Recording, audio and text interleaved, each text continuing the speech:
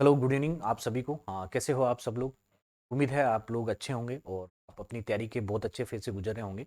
अब तो आपकी परीक्षा बहुत नज़दीक आ चुकी है। मेरी बेस्ट विशेष हैं आप लोगों के साथ। आप लोग परीक्षा में बहुत अच्छा करें और आपका रिजल्ट बहुत अच्छा रहे। हिसाब से आप मेहनत कर रहे हो, है ना? हर दिन आप मेहनत कर रहे हो। तो मुझे पूरी उम्मीद है, भरोसा है कि आप लोग अच्छा दोगे एग्जाम और अपनी एग्जाम में बहुत अच्छा करोगे। तो जो आज की अपनी क्लास है, वो क्लास है अपने जो अधीनस्थ बोर्ड है। अधीनस्थ बोर्ड ने पिछले एक साल में जितनी भी परीक्षाएं कराई है, उन परीक्षाओं में यदि कंप्यूटर का कोई भी सवाल आया तो लगभग सारे सवाल आपको आज की क्लास में मिलेंगे। तो होता क्या है ना कि बहुत बार रिपीट हो जाते हैं सवाल। जैसे एक परीक्षा में जो सवाल आया वो वैसा का वैसा सवाल आपको अगली परीक्षा में भी मिल जाता है, या फिर अगली या फिर उससे एक दो आगे की जो परीक्षा है उनमें मिल जाता है। तो आप लोगों को बस एक बार इसको देखना है और आज की जो वीडियो की पीडीएफ है वो आपको जल्दी मिल जाएगी। पीडीएफ आपको लेट मिल रही थी, उसका एक कारण ये था कि जो डिजिटल बोर्ड है उसमें यदि आपके पास 200 पेज हैं, है ना? 200 पेज तक वो उसको पीडीएफ में हाथों हाथ कन्वर्ट कर देता है। लेकिन यदि 200 से ज़्यादा पेज हैं तो उसको अपन को मैनुअल कन्वर्ट करना पड़ता है ना। तो मेरे पास वैसे भी थोड़ी टाइम की है ना, तंगी चलती है। मैं कोशिश करता हूँ जल्दी करने की, लेकिन उसमें टाइम निकल ही जाता है ना। तो जो आज की वीडियो की पीडीएफ आपको आज ही मिल जाएगी। चलो स्टार्ट करते हैं। पहला सवाल देखो, कंप्यूटर शब्द में, हाँ, आप लोगों को क्या करना है, जितना भी आप लोगों ने पढ़ा है ना, आपको कोशिश ये करनी है कि जितने भी सवाल हैं आप लोगों से कितने बन रहे हैं ना। हाँ, जैसे मान लो 30 बन रहे हैं, 40 बन रहे हैं, 50 बन रहे हैं, जितने भी बन रहे हैं, आप लोगों को खुद को एक आइडिया लगाना है ना कि आपसे कितने सवाल हो रहे हैं। चलो पहला सवाल देखो, कंप्यूटर शब्द में एफ टी पी का पूर्ण रूप क्या है, आपको ये बताना है। एफ टी पी का पूर्ण रूप क्या है? एफ टी पी का पूर्ण रूप है फाइल ट्रांसफर प्रोटोकॉल। क्या है? File transfer protocol. इसलिए उपयोग आता है ये फाइल को ट्रांसफर करने के लिए, फाइल को ट्रांसफर करने के लिए। चलो अगला सवाल देखो, आपके हिसाब से क्या आंसर होना चाहिए। स्प्रेडशीट में डेटा, सेल डेटा का कौन सा प्रकार सामान्य प्रयुक्त नहीं होता है? आपको ये बताना है कि जो स्प्रेडशीट होती है ना, स्प्रेडशीट क्या होती है? एक्सेल होती है ना। इसमें जो सेल होता है, ये वाला सेल है, आपको ये बताना है इस सेल में किस प्रकार का डेटा है वो प्रयुक्त नहीं होता है। देखो, न्यूमेरिक वैल्यू बिल्कुल होती है। न्यूमेरिक वैल्यू का मतलब है एक जीरो से लगा के 9, जो भी संख्या है उसे न्यूमेरिक वैल्यू बोलते हैं। फिर होता है डेट और टाइम। हाँ, डेट और टाइम भी अपन सेल में रख सकते हैं। उसके बाद में देखो, लेबल और फॉर्मूला। लेबल और फॉर्मूला तो अपन बहुत बार लगाते हैं ना, बहुत बार अपन फॉर्मूला का यूज करते हैं, जैसे आपको जोड़ना होगा, घटाना होगा या फिर गुणा करना होगा ना। इसमें यूजर ऑथेंटिकेशन है, उसका अपन यूज नहीं करते। अगला सवाल, निम्नलिखित में से कौन सा नेटवर्क का एक प्रकार नहीं है? आपको ये बताना है कि इनमें से कौन सा एक नेटवर्क का प्रकार नहीं है। देखो, सबसे देखो, हाँ, पेन, मेन और लेन, इस हिसाब से तो ये सही है। लेकिन देखो, कोष्टक में भी लिखा है पेन का मतलब होता है पर्सनल एरिया नेटवर्क, जो कि सही है। उसके बाद में वेन का मतलब होता है वाइड एरिया नेटवर्क, जो भी सही है। फिर मेन का मतलब मेट्रोपॉलिटन एरिया नेटवर्क, ये भी सही है। लेन लेन में यहाँ पे क्या लिखा है? लार्ज, और लार्ज की जगह क्या होना चाहिए आपके पास? लोकल होना चाहिए, लोकल एरिया नेटवर्क। तो इनमें से गलत कौन सा हो गया? ये वाला ना। यदि मैं बात करूँ, इनमें सबसे बड़ा कौन सा है? ये होता है आपके पास सबसे बड़ा नेटवर्क। फिर सबसे छोटा कौन सा है? ये होता है आपके पास छोटा नेटवर्क। यदि बड़े की बात करूँ, सबसे पहले बड़ा ये होता है, उसके बाद में ये होता है, फिर आता है आपके पास लेन, और सबसे लास्ट में कौन आता है? लेन। याद रखना है इस सवाल को। इनकी फुल फॉर्म भी याद रखनी है ना। हाँ, जैसे अच्छा सवाल है। इसमें थोड़ा सा चेंज किया है इन्होंने ना, लोकल की जगह क्या लिख दिया? लार्ज लिख दिया। अगला सवाल, एम एस वर्ड। देखो, हाँ, एक बार आप खुद से कोशिश करो, हाँ, वीडियो को पॉज करके कि आपसे हो रहा है या नहीं हो रहा। देखो सवाल क्या लिखा है, एम एस वर्ड में वर्तमान में जो दस्तावेज खुला है वो बंद करने के लिए निम्नलिखित में से कौन सी शॉर्टकट की का उपयोग करते हैं? बताओ थे कौन सी शॉर्टकट की का उपयोग करेंगे? जो वर्तमान में खुला है उसको बंद करने के लिए कौन सी शॉर्टकट की का उपयोग करेंगे? Control plus W. सही आंसर क्या हो जाएगा? Control plus W. देखो, कंट्रोल प्लस आर का मतलब होता है राइट अलाइन के लिए, इसका मतलब होता है राइट अलाइन के लिए। पैराग्राफ में बताएंगे ना, एक सवाल आएगा आपके पैराग्राफ का, उसमें आपको बता दूंगा कि पैराग्राफ में अलाइन करने के कौन कौन से 4 तरीके होते हैं। चलो, इसका याद रखना है कि अपन कंट्रोल प्लस डब्ल्यू का यूज करते हैं। अब देखो, उसके बाद में आपको कंट्रोल प्लस के भी दिया है ना, ये इंपॉर्टेंट है ना। कंट्रोल प्लस के का मतलब होता है हाइपर लिंक डालने के लिए, हाइपर लिंक डालने के लिए ना। यदि आपको हाइपर लिंक डालना है तो आप कौन से शॉर्टकट की का यूज करोगे? कंट्रोल प्लस के। प्लस का यहाँ पे ये मतलब है कि कंट्रोल को आपको दबा के रखना है और उसके बाद में जो दूसरी की प्रेस करनी है, जैसे के दबाना है तो कंट्रोल प्लस के का मतलब कंट्रोल आपको दबा के रखना है, फिर उसके बाद में के दबाना है ना, उन दोनों को एक साथ दबाना है। अगला सवाल, देखो देखिए, निम्नलिखित में से कौन सा 1024 टीबी, टीबी का मतलब होता है टेराबाइट के बराबर होता है। देखो मेमोरी मैंने बताई थी ना आप लोगों को, देखो क्या उसका एक मैंने शॉर्टकट भी बताया था आप लोगों को।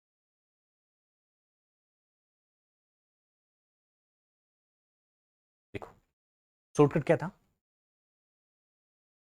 कि 1 किलो, क्या हो रहा है, 1 किलो मैगी खाकर, खाकर यहाँ पे क्या है साइलेंट, इसका कोई मतलब नहीं, 1 किलो मैगी खाकर तेरा पेट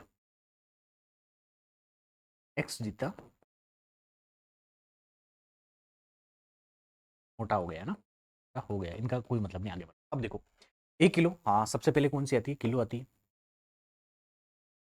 किलो मे का मतलब होता है मेगा, घी का मतलब क्या होता है गीगा,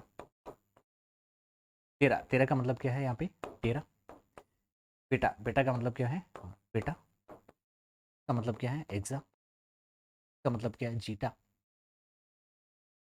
इसका मतलब मोटा का मतलब क्या है जोटा। अब देखो इनमें हाँ हर मेमोरी को एक रूप से दूसरे रूप में बदल सकते हैं, कैसे बदलते हैं, देखो यदि किलो को मैं गुणा कर दूं 1024 से तो मेरे को क्या मिल जाएगा मेगा मिल जाएगा, मेगा को मैं गुणा करूं 1024 से तो मेरे को क्या मिल जाएगा गीगा मिल जाएगा, इसको गुणा करूं 1024 से तो ये मिल जाएगा, इसको 1024 से गुणा करने पे ये मिल जाएगा। अब देखो सवाल क्या है, थोड़ा इसको नीचे लेते हैं। देखो आपको ये बताना है, ज़्यादा नीचे होगा, चलो ये 1024 टेराबाइट, अब देखो टेराबाइट कहाँ पे, ये रहा टेराबाइट है ना 1024। अब टेराबाइट को यदि मैं 1024 से गुणा करूँ तो मेरे को क्या मिलेगा पेंटा मिलेगा, क्या मिलेगा पेंटा, कहाँ पे है पेंटा, पेंटाबाइट। इसका सही आंसर क्या हो जाएगा, इसका सही आंसर हो जाएगा डी, मिक्स हो रहा है ना, सही आंसर क्या हो जाएगा, एक बार मिटा देता हूँ। सवाल समझ में आएगा, क्या सवाल है, हाँ 1024 टेराबाइट है ना, किसके बाईस टेराबाइट के बाद में क्या आता है पेटाबाइट आता है ना, तो ये किसके बराबर हो जाएगा एक पेंटाबाइट के बराबर हो जाएगा। चलो अगला सवाल, में से कौन सा आउटपुट डिवाइस, आपको ये बताना है कि इनमें से कौन सा आउटपुट डिवाइस है। देखो पहला है आपके पास स्कैनर, स्कैनर क्या है एक तरह का इनपुट है ना। स्कैनर किस लिए काम आता है, यदि आपके पास कोई भी मार्कशीट है, यदि उसकी आप सॉफ्ट कॉपी बनाना चाहते हो कंप्यूटर में डालना चाहते हो, स्कैनर है। माउस और कीबोर्ड ये दोनों भी क्या है इनपुट है। आउटपुट डिवाइस कौन सा हो गया इसमें प्रोजेक्टर, प्रोजेक्टर देखा है क्या, जैसे आप लोग मैच देखना हो, आपको क्रिकेट का मैच देखना हो, मान लो वर्ल्ड कप का फाइनल हुआ ना, और आप लोग बहुत सारे हो जाओ, जैसे 50 100 या फिर 200 लोग हो जाओ ना, तो अपन टीवी में देखते हैं तो मुश्किल होता है ना, पीछे वाले बंदों को दिखता नहीं है, तो अपन क्या करते हैं प्रोजेक्टर लगा लेते हैं ना। उससे क्या होगा जो स्क्रीन है, जैसे आपको प्रोजेक्टर के लिए सामने व्हाइट स्क्रीन चाहिए होती है ना, चाहे दीवार यदि व्हाइट स्क्रीन व्हाइट है तो उस पर प्रोजेक्टर लगा के आप मैच देख सकते हैं, ये एक प्रकार के आउटपुट डिवाइस है। अगला सवाल, निम्नलिखित में से कौन सा प्रकार का कंप्यूटर सबसे तेज, सबसे तेज है और विशेष अनुप्रयोगों के लिए उपयोग किया जाता है, जहां बड़ी मात्रा में गणितीय गणना की आवश्यकता होती है। सबसे तेज कंप्यूटर कौन सा है सुपर कंप्यूटर, कौन सा कंप्यूटर है सुपर कंप्यूटर, और भारत का पहला सुपर कंप्यूटर कौन सा था परम, कौन सा कंप्यूटर था परम। चलो अगला सवाल, पावर पॉइंट में कौन सा टेप, पावर पॉइंट में आपको बताना है कि कौन सा टेप, टेप का मतलब होता है जो ऊपर बने हुए रहते हैं ना उन्हें क्या बोला जाता है टेप बोला जाता है ना, कौन सा टेप शेप्स, ये क्या है शेप, अलग अलग शेप होती है ना, हाँ शेप का मतलब होता है जैसे आपको वर्त बनाना है ना, या फिर मान लो आपको चतुर्भुज बनाना है या फिर आपको त्रिभुज बनाना है, इसमें बहुत सारी अलग अलग प्रकार की शेप रहती है ना, शेप को इंसर्ट करने की अनुमति देता है। आपको ये बताना है इनमें से किस टेप का उपयोग करके अपन अलग अलग शेप दे सकते हैं, सही आंसर क्या हो जाएगा इसमें इंसर्ट टेप है ना, ये सारी चीज किसमें रहती है इंसर्ट टेप। अगला सवाल देखो ठीक है, बताओ आपके हिसाब से क्या होना चाहिए, नौवें में क्या होना चाहिए ना, कंप्यूटर विज्ञान के क्षेत्र में निम्नलिखित में से एसएसडी, एसएसडी का पूर्ण रूप क्या है बताओ देखिए, एसएसडी का पूर्ण रूप है सॉलिड स्टेट ड्राइव, क्या है सॉलिड स्टेट ड्राइव, एसएसडी का पूरा नाम क्या है सॉलिड स्टेट ड्राइव, आप लोगों को याद रखना है। अगला सवाल बताओ देखिए क्या होना चाहिए, अपनी कार्यप्रणाली के अनुसार, अपनी कार्यप्रणाली के अनुसार निम्नलिखित में से कौन सा कंप्यूटर श्रेणी में नहीं आता, आपको ये बताना है कि कार्यप्रणाली के आधार पर कंप्यूटर कितने प्रकार के होते हैं, उनमें से कौन सा ये प्रकार नहीं है। देखो मैंने बताया था कि कार्यप्रणाली के आधार पर कंप्यूटर कितने प्रकार के होते हैं, 3 प्रकार के होते हैं ना, कौन कौन से, पहला पहला जिसे एनालॉग बोलते हैं, पहले कंप्यूटर को क्या बोलते हैं एनालॉग, दूसरा जिसे डिजिटल बोला जाता है, और जो तीसरा होता है उसे हाइब्रिड बोलते हैं। हाइब्रिड का क्या मतलब है, उसमें डिजिटल और एनालॉग दोनों का क्या होता है मिक्स। अब देखो इसमें हाइड्रोबिट प्रकार का कोई भी कंप्यूटर नहीं होता, ये आपको याद रखना है। अगला सवाल, ऑपरेटिंग सिस्टम का कौन सा घटक फाइलों के मैनेजिंग के लिए किया जाता है?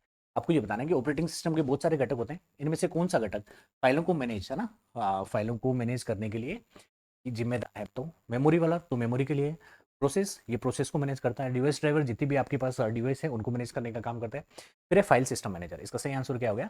File system manager. ये तो आसान सा सवाल है। अगला सवाल, लिनक्स ऑपरेटिंग सिस्टम का परिवार है। आपको ये बताना है कि लिनक्स ऑपरेटिंग सिस्टम इनमें से किसका परिवार है? बताओ देखिए, ये कौन सा है? Open source. क्या हो जाएगा? Open source. ओपन सोर्स का मतलब है ये आपको क्या मिलेगा? फ्री में मिलेगा ना, इसके कोई भी आपको पैसे नहीं देने पड़े। अगला सवाल, एमएस वर्ड में हाँ हाइपर लिंक डालने के लिए निम्न में से कौन सी शॉर्टकट कुंजी का उपयोग किया जाता है? आपको ये बताना है। हाइपर लिंक डालने के लिए अभी बताया था, हाइपर लिंक डालने के लिए कौन सी कुंजी का यूज करते हैं? कंट्रोल प्लस के का। हाइपर लिंक ये किसके लिए? हाइपर लिंक के लिए इसका। अब देखो, कंट्रोल प्लस एस का मतलब होता है सेव करने के लिए, इसके लिए सेव, और एफ का मतलब होता है फाइंड करने के लिए। फाइंड करना है मतलब खोजना, आपको कोई भी फाइल में कोई भी चीज़ खोजना चाहते हो, मतलब आपको कोई वर्ड खोजना है तो सबसे पहले आप कंट्रोल प्लस एफ दबा दो, तो उसमें एक छोटा सा ऐसा टेप टाइप का ओपन होता है ना, उसमें आप जो भी सर्च करोगे, यदि वो सर्च जो करना चाहते हो यदि उसमें है तो फाइल में आ जाएगा।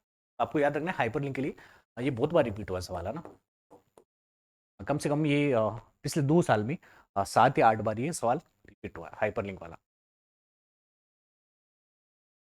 अगला सवाल, निम्नलिखित में से कौन सेंट्रल प्रोसेसिंग यूनिट जिसे क्या बोला जाता है? सीपीयू, सीपीयू का भाग नहीं है? आपको ये बताना है कि सीपीयू का इनमें से कौन सा भाग नहीं है। देखो, कंट्रोल यूनिट फिर क्या है, कौन सा नहीं है?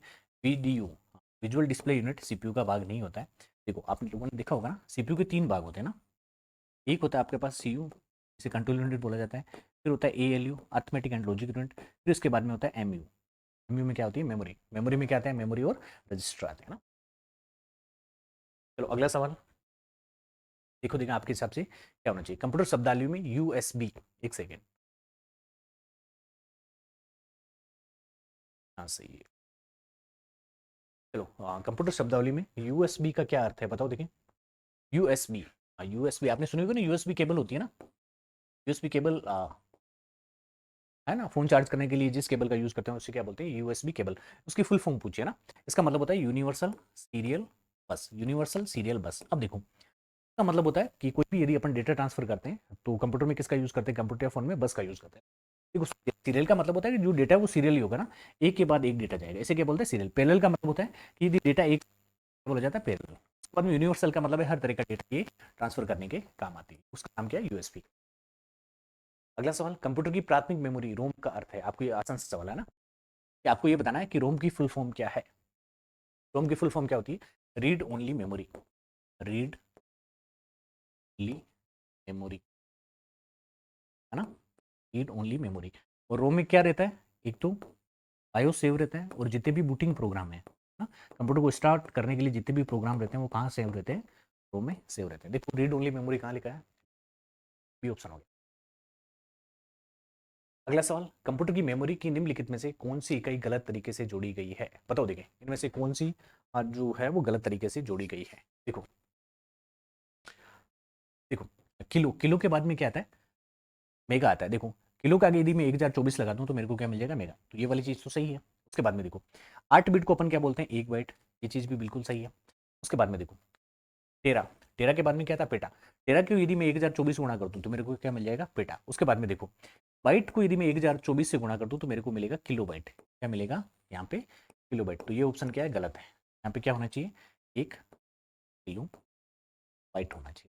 वो जो सारणी दे रखी है मैंने, हाँ, मेमोरी वाले पार्ट में, तो वो सारणी आपको याद ही रखनी है, उसकी ट्रिक भी बता रखी है। उस पर 2-3 सवाल करोगे तो आपको उससे के चांस नहीं रहेंगे।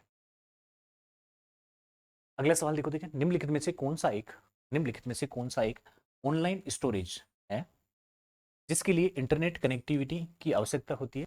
निम्न में से हाँ उपयुक्त विकल्प चुनिए। बताओ देखिए कौन सा है? वो क्या है? Cloud storage. कौन सा है? Cloud storage. हाँ, क्लाउड कंप्यूटिंग के बारे में अपन ने पढ़ा है। हाँ, क्लाउड कंप्यूटिंग में क्या होता है कि अपन को डेटा सेव करना रहता है, वो कहाँ पे सेव करते हैं? क्लाउड पे सेव करते हैं, और इंटरनेट के माध्यम से उस पर पहुंच सकते हैं ना। हाँ, डेटा को वहाँ से मैनेज भी कर सकते हैं, डेटा को हटा भी सकते हैं, फिर डेटा को जोड़ भी सकते हैं। चलो अगला सवाल, निम्नलिखित में से कौन सा कंप्यूटर की इनपुट डिवाइस का उदाहरण है? आपको ये बताना है इनमें से कौन सी इनपुट डिवाइस है। देखो, प्रिंटर क्या है? प्रिंटर आपके आउटपुट है। स्पीकर और मॉनिटर ये दोनों भी क्या है, आउटपुट। इनपुट कौन सी होगी, माउस। ये आसान आसान सवाल है ना। चलो अगला, निम्नलिखित में से कौन सा क्लाउड स्टोरेज का उदाहरण नहीं है। आपको ये बताना है कि इनमें से कौन सा क्लाउड स्टोरेज का उदाहरण नहीं है। क्लाउड स्टोरेज के उदाहरण देखे थे ना, आपको ये बताना कि इनमें से कौन सा क्लाउड स्टोरेज का उदाहरण नहीं है। देखो, ड्रॉपबॉक्स अपने पढ़ा था, होता है। वन ड्राइव भी पढ़ा है और गूगल ड्राइव भी पढ़ा है, तो कौन सा है, ये नहीं है। एलेक्स ड्राइव प्रकार का कोई भी क्लाउड स्टोरेज का उदाहरण नहीं है। ये तीनों किसके उदाहरण है, क्लाउड स्टोरेज के, क्लाउड स्टोरेज के उदाहरण है, या फिर क्लाउड कंप्यूटिंग भी बोल सकते हैं ना। अगला सवाल, निम्नलिखित में से कौन सी प्रमुख रिलेशन रिलेशन डेटाबेस प्रबंधन प्रणालियों में उपयोग की जाने वाली सबसे लोकप्रिय क्वेरी भाषा है। अब देखो, सबसे पहले यहाँ पे लिखा है डेटाबेस, लिखा है डेटाबेस। डेटाबेस का मतलब होता है यदि एक प्रकार के डेटा को आप जैसे अलग जगह रख लो ना, दूसरे प्रकार के डेटा को अलग रख लो, तो इस प्रकार का जो भी बनता है डेटा उसे क्या बोलते हैं, डेटाबेस। फिर आगे लिखा है रिलेशन। ये किस प्रकार का डेटा है, डेटाबेस के अलग अलग प्रकार होते हैं, इसमें से एक है रिलेशन। रिलेशन का ये मतलब होता है टेबल, रिलेशन का मतलब होता है टेबल। जैसे मैंने एक टेबल बना लिया यहाँ पे, इस टेबल को क्या बोला जाएगा, इस टेबल को क्या बोला जाएगा, रिलेशन बोला जाएगा ना। हाँ, इसमें प्रबंधन डीबीएमएस द्वारा उपयोग की जाने वाली सबसे क्यूरी भाषा कौन सी, इसमें कौन सी क्यूरी भाषा का अपन यूज में लेते हैं, एसक्यूएल। एसक्यूएल का पूरा नाम है स्ट्रक्चर्ड क्यूरी लैंग्वेज। ये 12th क्लास का सवाल है आपका, स्ट्रक्चर्ड क्यूरी लैंग्वेज। अगला सवाल देखो, इथरनेट कार्ड को इस, उसके बाद में अगला सवाल देखो, आपके पास सवाल है, इंटरनेट सॉरी इथरनेट कार्ड को इस नाम से भी जाना जाता है। इथरनेट कार्ड का दूसरा नाम क्या है ना, इथरनेट कार्ड का दूसरा नाम है एनआईसी कार्ड। क्या नाम है, एनआईसी। एनआईसी की फुल फॉर्म है network interface card, network interface card. और ये कार्ड कहाँ पे लगा रहता है, ये कार्ड मदरबोर्ड पे लगा रहता है। कहाँ पे, मदरबोर्ड पर लगा रहता है। इस कार्ड पे एक एड्रेस लिखा जाता है जिसे क्या बोलते हैं, मेक एड्रेस। क्या बोलते हैं, मेक एड्रेस। और मेक की फुल फॉर्म है media access control address. Bit का होता है ये 48 बिट का, याद रखना ये वाली चीज। अगला सवाल देखो, देखिए डेटा ट्रांसफर दर क्या होती है। आपको ये बताना कि डेटा ट्रांसफर दर क्या होती है। देखो, डेटा ट्रांसफर होती है प्रति सेकंड में स्रोत और गंतव्य के बीच प्रसारित बिट की संख्या। देखो, ये इसी कहना चाह रहा है कि आपके पास भेजने वाला है, जिसे स्रोत बोलते हैं, और यहाँ पे डेटा जाने वाला है, जिसे क्या बोलते हैं, गंतव्य बोलते हैं ना। ये एक सेकंड में कितनी बिट भेज रहा है, मान लो ये एक सेकंड में 10 बिट भेज रहा है। कितनी बिट भेज रहा है, 10 बिट। 10 बिट एक सेकंड में यहाँ से यहाँ पहुँच रही है, तो डेटा दर क्या होगी, 10 बिट पर सेकंड। क्या होगी, 10 बिट पर सेकंड। मान लो ये 50 बिट भेज रहा है एक सेकंड में यहाँ पे, तो डेटा दर क्या होगी, 50 बिट पर सेकंड। देखो, एक सेकंड में स्रोत और गंतव्य के बीच प्रसारित बिट की संख्या, इसे क्या बोलते हैं, बिट रेट बोलते हैं। देखो, ट्रांसफर दर बोलते हैं। और इसका मात्रक क्या हो गया, बिट पर सेकंड, है ना। बिट पर सेकंड को शॉर्टकट में कई बार बीपीएस भी लिखा जाता है। क्या लिखा जाता है, बीपीएस। इसका मतलब है बिट पर सेकंड, आपको याद रखना है। अगला सवाल, कंप्यूटर शब्दावली में जीयूआई का पूर्ण रूप क्या है। आपको ये बताना है कि जीयूआई बताओ। देखिए, जीयूआई अपन ने कहाँ पे पढ़ा था, अपन ने पढ़ा था ऑपरेटिंग सिस्टम है ना। जैसे विंडोज ऑपरेटिंग सिस्टम के बहुत सारे गुणधर्म होते हैं ना, उनमें एक ये भी था जीयूआई। बताओ, देखिए जीयूआई की फुल फॉर्म क्या है, ग्राफिकल यूजर इंटरफेस। कहाँ पे लिखा है, ग्राफिकल यूजर इंटरफेस। अगला सवाल, निम्नलिखित में से कौन सा एक ऑपरेटिंग सिस्टम नहीं है। आपको ये बताना है कि निम्न में से कौन सा एक ऑपरेटिंग सिस्टम नहीं है। तो देखिए, कौन सा ऑपरेटिंग सिस्टम नहीं है, make OS. Make OS Apple का होता है। लिनक्स ओपन सोर्स होता है, ये भी है। माइक्रोसॉफ्ट विंडोज ये भी है। कौन सा हो गया, एमएस वर्ड। एमएस वर्ड क्या है, एक तरह का एप्लीकेशन सॉफ्टवेयर, एक तरह का एप्लीकेशन सॉफ्टवेयर। याद रखना है ना। जो भी लिस्ट बताई थी मैंने आप लोगों को, विंडोज ऑपरेटिंग या ऑपरेटिंग सिस्टम के कौन कौन से प्रकार है, वो लिस्ट आपको याद ही रखनी है ना। इनमें से कोई सा भी आ सकता है, यदि आपको वो लिस्ट याद होगी तो आप आराम से पहचान सकते हो कि जैसे कोई दूसरा सवाल भी आ गया तो आपको पहचान लोगे कि ये तो ऑपरेटिंग सिस्टम है ना, जो सवाल पूछा है उसका सही आंसर क्या होगा ना। दूसरे, आप लोग कमेंट करने में है ना, बहुत थोड़ी कंजूसाई कर रहे हो। कंजूसाई नहीं करनी है ना। तो मेरे को भी पता लगता है, फिर मेरा भी मनोबल बढ़ता है कि और अच्छा आपको वीडियो दूँ, है ना, और अच्छे सवाल बना के आपको दूँ। तो कमेंट के लिए कोई भी कंजूसी नहीं कर रहे ना। बाद में और चीज़ों में कंजूसी कर सकते हो, कमेंट में नहीं करनी। अगला सवाल, सॉरी, निम्नलिखित में से शॉर्टकट कीज कौन सी शॉर्टकट की कुंजियां एमएस वर्ड में हाइपरलिंक, अभी बताया था हाइपरलिंक के लिए कौन सा इस्तेमाल करेंगे, बताओ। देखिए, हाइपरलिंक, हाइपरलिंक के लिए कंट्रोल प्लस के। हाइपरलिंक के लिए कौन सी है, कंट्रोल प्लस के। ये बहुत परीक्षा में सवाल पूछा जा चुका है। अगला सवाल, निम्नलिखित में से कौन सा स्प्रेडशीट एमएस एक्सेल का गणितीय फंक्शन नहीं है? आपको ये बताना है कि इनमें से कौन सा गणित का फंक्शन नहीं है। तो कौन सा गणित का फंक्शन नहीं है? टुडे।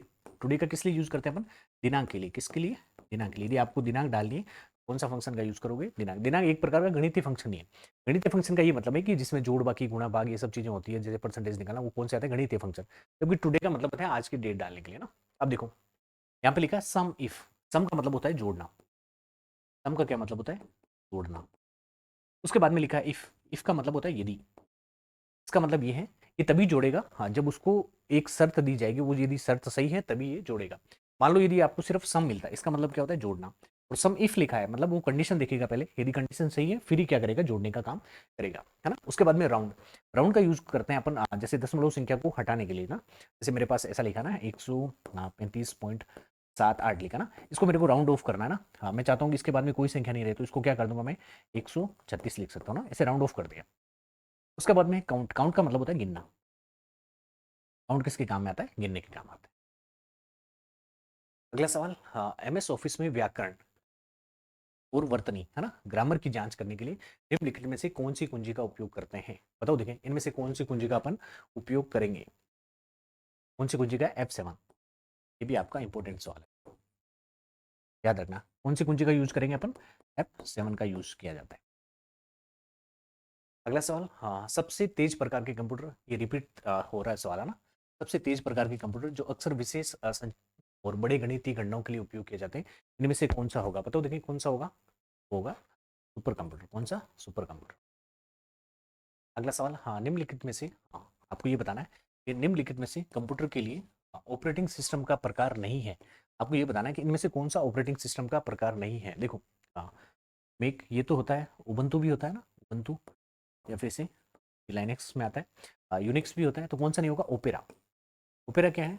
ओपेरा देखा कैसे आता है? ये एक प्रकार का वेब ब्राउजर है। ये एक प्रकार का वेब ब्राउजर है। वेब ब्राउजर है मतलब जैसे गूगल क्रोम है, वेब ब्राउजर और कौन कौन से हैं अपने पास? गूगल क्रोम है, क्रोम है ना। उसके बाद में सफारी है, मोजिला है, इंटरनेट एक्सप्लोरर है, इसका सिंबल ऐसे होता है ना, ये इंटरनेट एक्सप्लोरर। ये क्या है? एक प्रकार का वेब ब्राउजर। अगला सवाल, हाँ, निम्नलिखित में से कौन सा कंप्यूटर की प्राथमिक मेमोरी का प्रकार है? आपको ये बताना है कि इनमें से कौन सी प्राथमिक मेमोरी का प्रकार नहीं है। देखो, डी आर एम, ये इसका मतलब ये लिखा हुआ है डी रेम, है ना। ये लिखा है एस डी डी लिखा है। ये क्या लिखा है? P ROM. क्या लिखा है? पी रोम लिखा है। उसके बाद में क्या लिखा है? ये लिखा है एस रैम। हाँ, कौन सा प्राथमिक मेमोरी का प्रकार नहीं है? इसका मतलब आपको ये पूछा है कि इनमें से कौन सी सेकेंडरी मेमोरी है, तो सेकेंडरी मेमोरी कौन सी होगी? S D, sorry, H D D. कौन सी होगी? H D D. इसको बोलते हैं हार्ड डिस्क ड्राइव। इसे क्या बोलते हैं? Hard disk drive. देखो, अपन ने पढ़ा था ना, हाँ, दो मेमोरी की चार प्रकार की होती है ना। एक होती है प्राथमिक मेमोरी। कौन सी? प्राथमिक मेमोरी तो दो प्रकार की होती है, एक होती है उसमें रोम, दूसरी होती है उसमें रैम, है ना। रैम भी दो प्रकार की होती है, एक होती है एस रैम और एक होती है अपने पास डी रैम। उसके बाद में रोम। रोम कितने प्रकार की होती है? तीन प्रकार की होती है ना। एक होती है अपने पास पी रोम, एक होती है अपने पास ई पी रोम, और एक अपने पास होती है डबल ई पी रोम, है ना। पी रोम में क्या होगा? आप एक ही बार डेटा लिख सकते हो, उसके बाद आप उसको मिटा नहीं सकते, सिर्फ पढ़ सकते हो।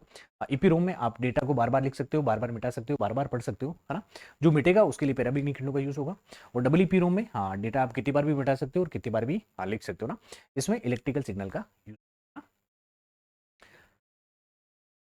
अगला सवाल देखो, हाँ, विंडोज या लिनक्स में, हाँ, कंप्यूटर स्क्रीन पर, विंडोज या लिनक्स ऑपरेटिंग सिस्टम में, हाँ, कंप्यूटर स्क्रीन पर टाइप करते समय कर्सर के दाएं ओर के अक्षर को हटाने या डिलीट करने के लिए कीबोर्ड में किसका उपयोग किया जाता है? देखो, ये बोल रहा है ना।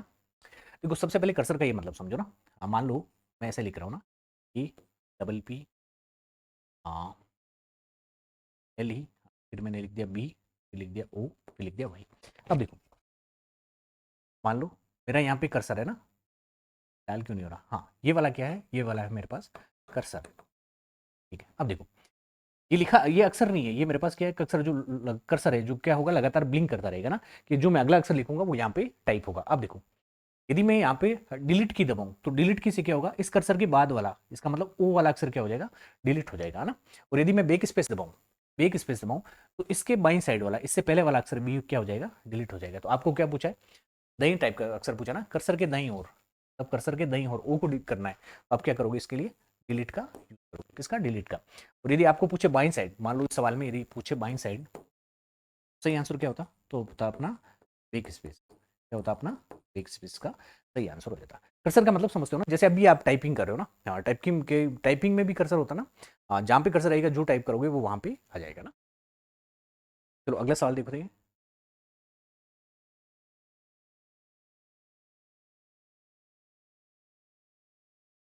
हाँ, निम्नलिखित कंप्यूटर संबंधित शब्दों को, हाँ, आपको दो सारणियां दे रखी है, सूची 1 और सूची 2, इनको आपको मिलाना है, संबंधित से मिलाना है। देखो देखिए, पहला है यूआरएल, यूआरएल की फुल फॉर्म क्या है, यूनिफॉर्म और रिसोर्स लोकेटर। इनमें से यूआरएल कौन सा, ये वाला, ये क्या है यूआरएल। यूआरएल का जो पहला भाग होता है वो क्या होता है, प्रोटोकॉल, और दूसरा क्या बताता है, रिसोर्स, या फिर क्या बोलते हैं उसको, डोमेन है। उसके बाद में देखो आईपी एड्रेस, यहाँ पे आईपी एड्रेस कौन सा है, ये, और किस प्रकार का आईपी एड्रेस है ये, IPv4 वर्जन 4, कितने बिट का होता है ये, 32 बिट का होता है। एक आईपी एड्रेस और होता है जिसको क्या बोलते हैं, IPv6, वो कितने बिट का होता है, 128 बिट का होता है, IPv6। चलो अगला देखो, संचिका या फिर फाइल का नाम का ये रहा, देखो, इसे बोलते हैं फाइल का एक्सटेंशन, जो .docs है, और जो पहले लिखा है इसे क्या बोलते हैं, फाइल का नाम। एक ही बचा ईमेल एड्रेस, ये रहा आपके पास क्या है, ईमेल एड्रेस। ईमेल एड्रेस में हमेशा क्या आएगा, आपके बीच में क्या आएगा, @, से जो पहले आ रहा है उसे क्या बोलते हैं, यूजर नेम, यूजर का नाम, और जो @ के बाद में आ रहा है उसे क्या बोलते हैं, डोमेन नेम, डोमेन नेम। अगला सवाल देखो, ठीक है, हाँ, निम्नलिखित में से कौन सा MS वर्ड पर स्टैंडर्ड पैराग्राफ अलाइनमेंट टेक्स्ट शैली नहीं है, इनमें से आपको ये बताना है कौन सी शैली नहीं है, कौन सी शैली नहीं है। टॉप लेफ्ट, देखो पैराग्राफ में 4 शैलियां होती है, देखो 4 शैलियां होती है। अब देखो यहाँ पे सारी की सारी लाइनें लेफ्ट साइड है ना, इसे क्या बोलते हैं, अलाइन लेफ्ट, इसे क्या बोलते हैं, अलाइन लेफ्ट, और इसका शॉर्टकट क्या है, कंट्रोल+लेफ्ट। ठीक है, उसके बाद में देखो ये, इसे बोलते हैं राइट, इसे क्या बोलते हैं, अलाइन राइट, और इसका शॉर्टकट क्या है, Ctrl+R। उसके बाद में देखो यहाँ पे जो शैली है उसमें देखा होगा आपने कि जो भी अपनी पास लाइनें रहेगी वो दोनों साइड मिली हुई रहेगी, लेफ्ट साइड भी और राइट साइड भी ना, इसे बोलते हैं जस्टिफाई, इसे क्या बोला जाता है, जस्टिफाई बोला जाता है। और उसके बाद में ये बीच वाला है, इसे क्या बोलते हैं, इसे अपन बोलते हैं सेंटर, इसे क्या बोलते हैं अपन, सेंटर बोलते हैं ना। सेंटर की शॉर्टकट की है क्या है, Ctrl+E बोला जाता है ना, Ctrl+E। और यदि आपको याद रखना है इसकी क्या है, Ctrl+J, Ctrl+J जस्टिफाई। तो 4 प्रकार की शैलियां अपन यूज करते हैं, एक लेफ्ट के लिए, एक अपन राइट के लिए, सॉरी एक राइट के लिए, एक जस्टिफाई के लिए, और एक सेंटर के लिए। और इनकी शॉर्टकट की भी याद रख लेना ना, आसानी है ये। अगला देखो, कंप्यूटर मेमोरी में 4 बिट किसके बराबर होता है, आपको ये बताना है कि 4 बिट मेमोरी किसके बराबर होती है। 4 बिट मेमोरी किसके बराबर होती है, एक निबल के बराबर ना। सबसे छोटी होती है बिट, यदि मैं ऐसी 4 बिट एक साथ ले लूँ तो मेरे पास क्या बन, निबल बन जाएगी। इसी प्रकार से यदि मैं 8 बिट ले लूँ, 8 बिट ले लूँ तो क्या बन जाएगी मेरे पास, बाइट। बाइट से बड़ी क्या होती है, किलो बाइट, है ना। वो पूरी की पूरी सीक्वेंस आपको याद रखनी। अगला सवाल, निम्नलिखित में से कौन सा साइबर सुरक्षा खतरा नहीं है, आपको ये बताना है कि इनमें से कौन सा साइबर सुरक्षा खतरा नहीं है। देखो देखिए, डिनाइल ऑफ सर्विस, ये तो है, ये तो खतरा है। डिनाइल ऑफ सर्विस में क्या रहता है कि आपके पास जो भी सुविधाएं रहेगी, है ना, वो उपलब्ध नहीं होगी। फिर है फिशिंग, फिशिंग में क्या होता है, धोखाधड़ी, है ना, आपको जाल बिछा के धोखाधड़ी की जाएगी। ट्रोजन हॉर्स, ये भी एक तरीके की है साइबर अपराध है। कौन सा नहीं है, फायरवॉल, कौन सा नहीं है, फायरवॉल। ये क्या है, एक प्रकार की सुरक्षा प्रणाली है, प्रणाली। अगला सवाल देखो देखिए, माइक्रोसॉफ्ट एक्सेल में वर्तमान दिनांक, माइक्रोसॉफ्ट एक्सेल में दिनांक, वर्तमान दिनांक एंटर करने के लिए किस कुंजी को प्रेस करना होगा। यदि आप मान लो ये आपको एक्सेल सीट है ना, और ये आप यहाँ चाहते हो कि इस सेल में आप दिनांक लिखो, आज की दिनांक लिखो ना, तो इनमें से कौन सा की का यूज करोगे, तो उसका सही आंसर होगा ये कंट्रोल+, और यहाँ पे देखो कोलन लिखा है ना, पहले एक ये कोमा है और फिर ये वाली कोमा ना, इसे क्या बोलते हैं, सेमी कोलन बोला जाता है, सेमी कोलन। ये अच्छा सवाल है, तो याद करना ना, कि आपको प्रेजेंट की दिनांक या वर्तमान दिनांक लिखनी है, तो आप कंट्रोल+ ये वाला कोलन दबाओगे तो प्रेजेंट की दिनांक है वो आपके पास सेल में टाइप हो जाएगी। अगला सवाल देखो, प्रथम इलेक्ट्रॉनिक स्प्रेडशीट का नाम, आपको ये बताना है कि जो प्रथम इलेक्ट्रॉनिक स्प्रेडशीट थी उसका क्या नाम, उसका नाम था अपने पास विसिकेल, क्या नाम था, विसिकेल। इसको याद रखना, ये परीक्षा में आ रखा है ना, तो इसमें याद करना ही है ना, इसमें कुछ समझाने लायक है नहीं। अगला सवाल देखो, जोड़ना, घटाना, भाग देना, गुणा करना और लॉजिकल प्रचालन किसके द्वारा निष्पादित किया जाता है? ये सीपीयू की बात कर रहा है कि सीपीयू में ये वाला काम कौन करता है? रजिस्टर नहीं, रजिस्टर तो क्या करते हैं, जो आपके पास इस अस्थायी डेटा रहेगा ना, जिन पे काम करना भी और बाकी उन्हें सेव किया।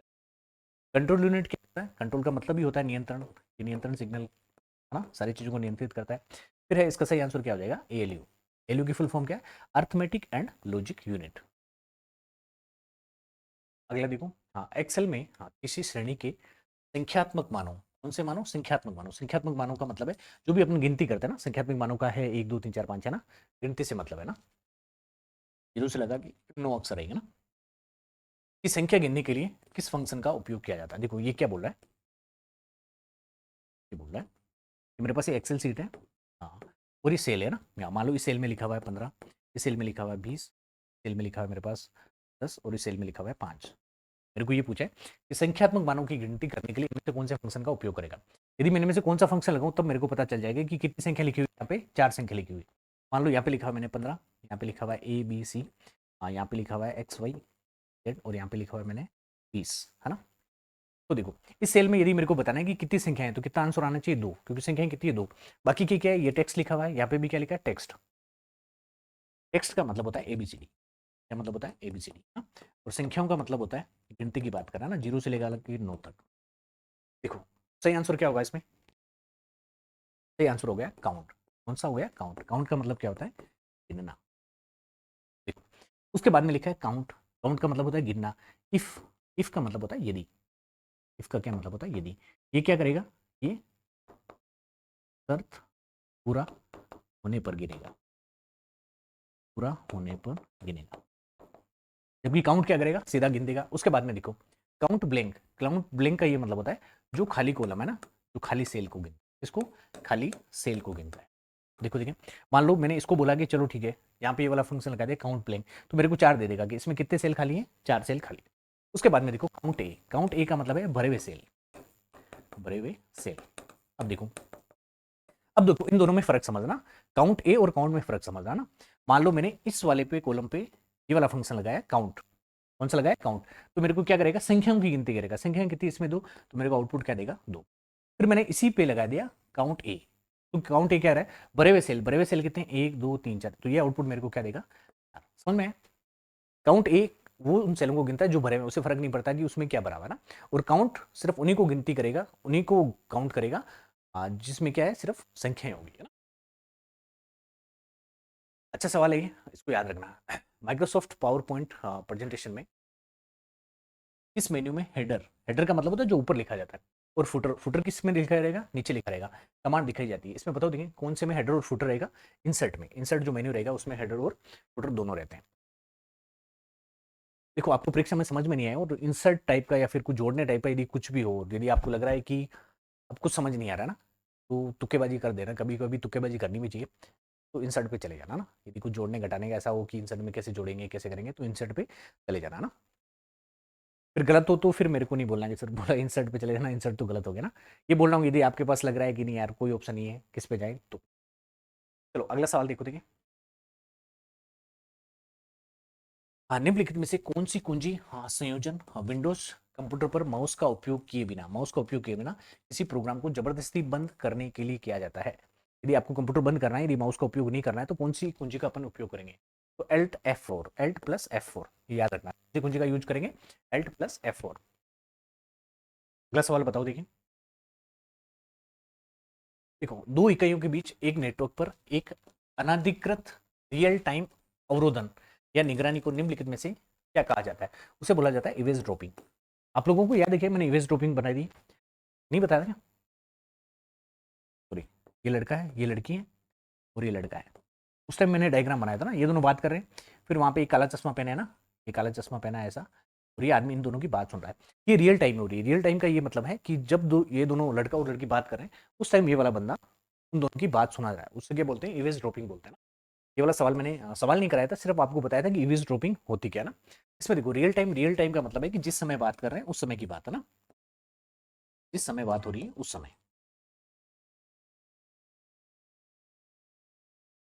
जिस समय बात हो रही है उस समय की बात को क्या बोला जाता है? रियल टाइम बोला जाता है। उसे क्या बोलते हैं? इवेज ड्रॉपिंग। इसका सवाल है ना। अगला सवाल देखो, देखिए हाँ, आमतौर पर जीपीएस डिवाइस का कहाँ स्थापित होते हैं? तो देखिए कहाँ पे स्थापित होते हैं? कारों में, टैक्सियों में और सभी विमानों में जीपीएस का इस्तेमाल करते हैं। जीपीएस का इस्तेमाल अपन करते क्यों है? अपनी जो है ना लोकेशन को देखने के लिए।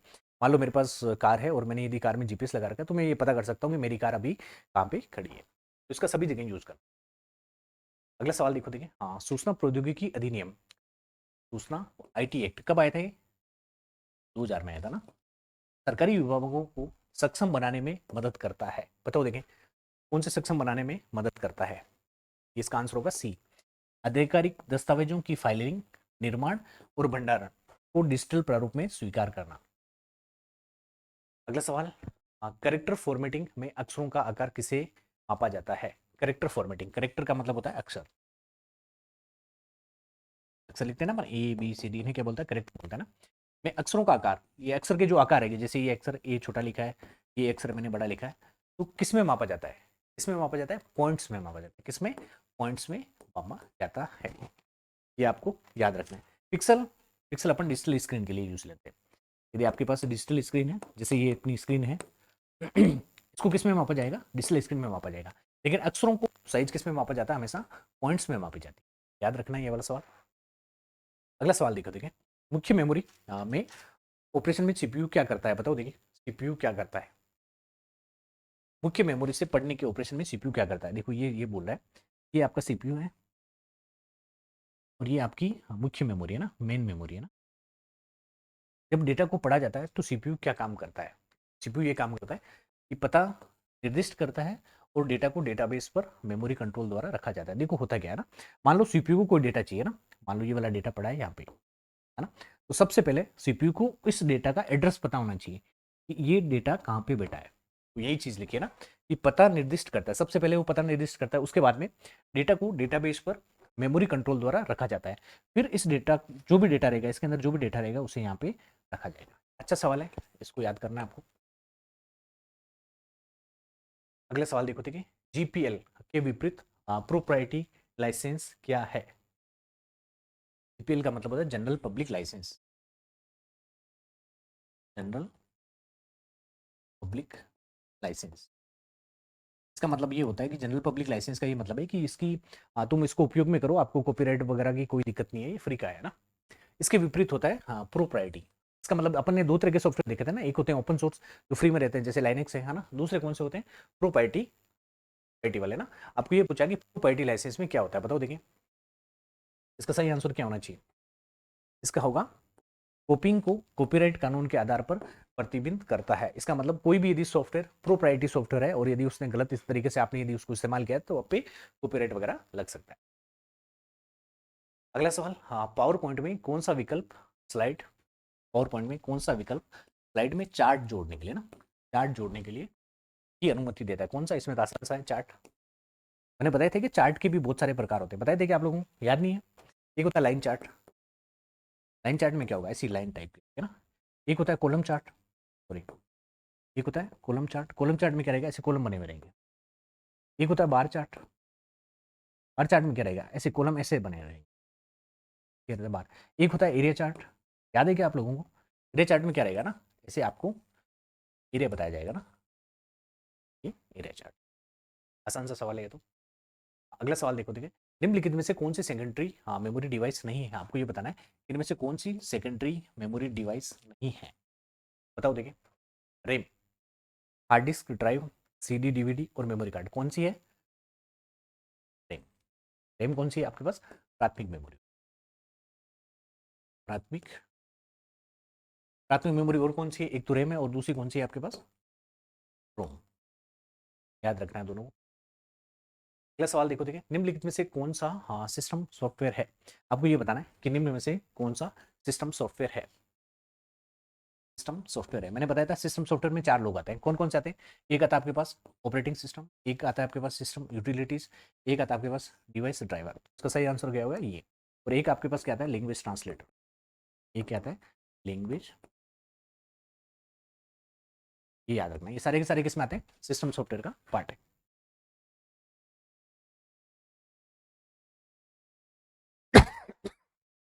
अगला सवाल देखो, देखो अच्छा सवाल है। खालिस्तान दे रखा है, प्रोसेसिंग के दौरान डेटा निर्देश और मध्यवर्ती परिणामों से संग्रहित करता है। कौन करता है बताओ? देखिए, इसका मतलब ये बोला है कि सीपीयू के जो भी मध्यवर्ती परिणाम रहेंगे उनको संग्रहित करने के लिए इनमें से किसका यूज किया जाता है? किसका यूज किया जाता है? रजिस्टर का।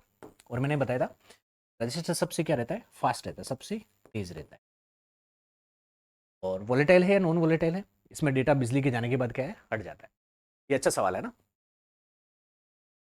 प्रोसेसिंग के दौरान जितने भी डेटा निर्देश और जो मध्यवर्ती परिणाम रहेंगे वो कहाँ पे सेव रहेंगे? रजिस्टर में सेव रहेंगे। अगला सवाल, हाँ, को साइबर एपिकेट ट्रिब्यूनल के तहत हल नहीं किया जाता। साइबर एपिकेट ट्रिब्यूनल, इसका मतलब ये भी जो अपने साइबर के एक्ट है उसमें एक ट्रिब्यूनल बनाया गया, मतलब एक न्यायालय बनाया गया है। उसमें न्यायालय में यदि आपके पास यदि कुछ भी किसी भी तरह का साइबर अपराध होता है तो आप उसमें अपील कर सकते हो ना। इनमें से किस का हल इसके पास नहीं है? बताओ देंगे किसका हल इसके पास नहीं है? इसका हल नहीं है ना। प्रमाणीकरण ऑथेंटिकेशन के लिए डिजिटल सिग्नेचर का उपयोग करना, इसका इससे कोई भी मतलब नहीं है। बाकी देखो, यदि आपका कंप्यूटर सिस्टम हैक करना तो आप यहाँ पे जा सकते हो ना। बिना अनुमति के संवेदनशील व्यक्तिगत डेटा प्रकाशित करना तो भी आप इसमें जा सकते हो। कंप्यूटर डॉक्यूमेंट के साथ छेड़छाड़ करना, तो इसका हल कौन सा नहीं है यहाँ पे? इसका कोई भी इससे ले। अगला सवाल बताओ देखिए, निम्नलिखित में से कौन सा कारण ब्लैक हेट हैकर्स, हैकर्स कितने प्रकार के होते हैं? 3 प्रकार के ना। एक होते हैं ब्लैक हेट हैकर्स, जिसे क्या बोलते हैं? क्रैकर भी बोलते हैं। क्या बोलते हैं? क्रैकर। दूसरे कौन से होते हैं? व्हाइट हेट ना, जिसे एथिकल एथिकल हैकर भी बोला जाता है ना। और तीसरे कौन से होते हैं? Grey hate. तीसरे कौन से होते हैं? Grey hate hacker. ये पूछ रहा है कि निम्नलिखित में से कौन सा कारण ब्लैक हेट हैकर्स के लिए सिस्टम सुरक्षा तोड़ने का नहीं है? बताओ देखिए। पहला, पहचान को चोरी करना ना, बिल्कुल ये तो इसका कारण है, इसी कारण तो ये ब्लैक हेट हैकर्स है। आर्थिक लाभ चाहते हैं। सिस्टम की परफॉर्मेंस में सुधार, ये बताओ ये क्यों कोई भी जो हैकर्स रहेगा वो ऐसा क्यों चाहेगा कि आपके सिस्टम की प्रदर्शन में क्या हो? सुधार। तो ये इसका कारण नहीं है। और संवेदनशील जानकारी जुटाना या लीक करना ये तो इनका काम ही है ना। ये बुरे हैकर होते हैं। हाँ, जो व्हाइट हैकर्स होते हैं वो क्या होते हैं? अच्छे हैकर्स होते हैं। ग्रे इन दोनों का मिक्स होता है ना, कभी वो ब्लैक की तरह काम करते हैं और कभी व्हाइट की तरह काम करते हैं। अगला सवाल देखो, देखिए क्या आंसर होना चाहिए। हाँ,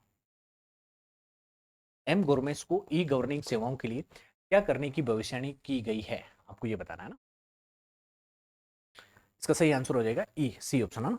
ई गवर्नमेंट सेवाओं की अनिवार्यता और उपलब्धता को कहीं भी कभी भी सुरक्षित करना है ना। ये किस में आता है? ई गवर्नमेंट के अंडर आता है।